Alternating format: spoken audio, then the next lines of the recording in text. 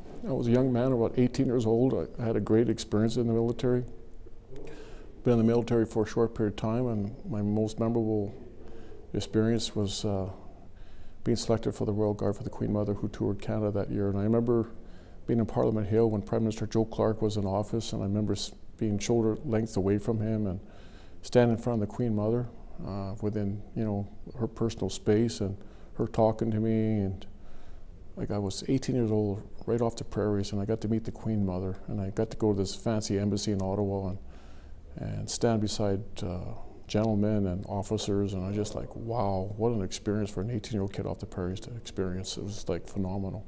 I came from a very rough side of the tracks. I was raised in foster care. I didn't meet my family till I was 23, and so I had been in the military prior to that, and then I went on to join the police force when I was 27, and I just felt that the purpose is giving back to your community, giving back to other human beings that are struggling.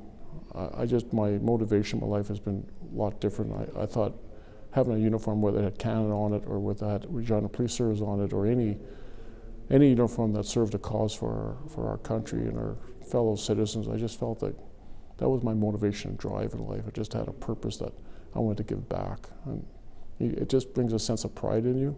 And you look at the Canadian flag, you go, I'm glad to be a Canadian. I'm really glad to be Canadian. I'm grateful for it.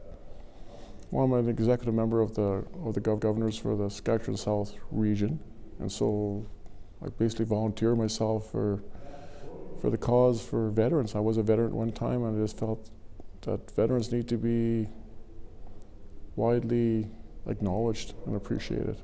They've given up their lives and for our freedom and our sovereignty of our country. I don't think there's enough value given to them.